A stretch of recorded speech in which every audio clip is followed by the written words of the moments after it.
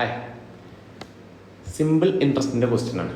Okay, previously asked question ആണ്. 2006-07 ആ ഒരു ടൈമിൽ ചോദിച്ച ക്വസ്റ്റ്യൻ ആണ്. ഓക്കെ ആണല്ലോ, നോക്കാം നമുക്കിത് എങ്ങനെ ആൻസർ ചെയ്യാൻ പറ്റുന്നുള്ള കേസ് ഒന്ന് നോക്കാം. ശ്രദ്ധിച്ചോണേ, ആദ്യം ക്വസ്റ്റ്യൻ ഒന്ന് വായിച്ച് നോക്കാം. Okay, the rate of simple interest on a sum of money ഈ 6% per annum for the first 3 years.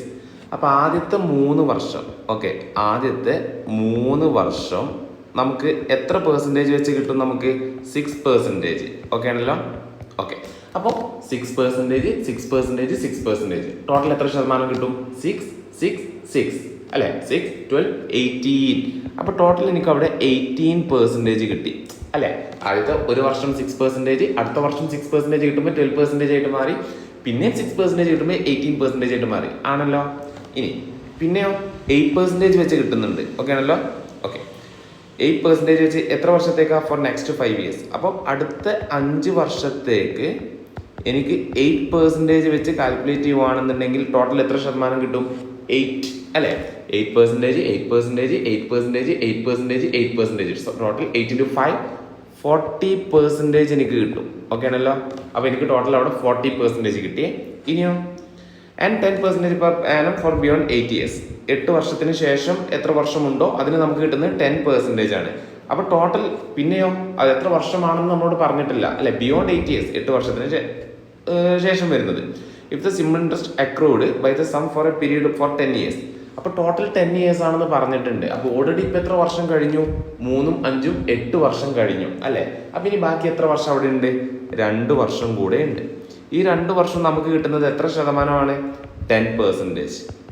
അപ്പോൾ ഒരു വർഷം 10%, അടുത്ത വർഷം വീണ്ടും 10%. 10 + 10 ടോട്ടൽ 20%.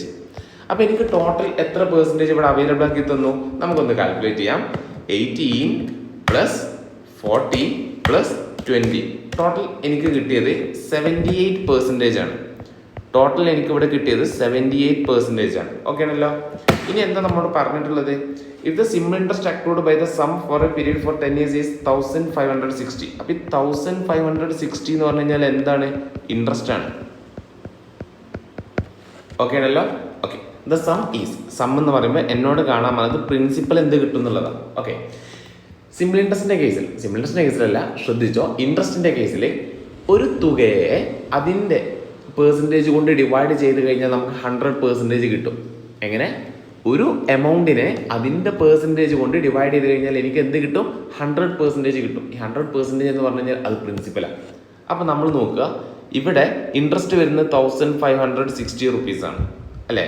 ഇൻട്രസ്റ്റ് വരുന്നത് 1560 റുപ്പീസ്. എത്ര ശതമാനമാണ്? 78% ആണ്. ഓക്കെ ആണല്ലോ, 78%. അപ്പം നമ്മളൊന്ന് കാൽക്കുലേറ്റർ എടുക്കുക. 1560 ഡിവൈഡഡ് ബൈ 78% കൊടുത്തു കഴിഞ്ഞാൽ എനിക്ക് കിട്ടുന്നത് 2000 റുപ്പീസാണ്.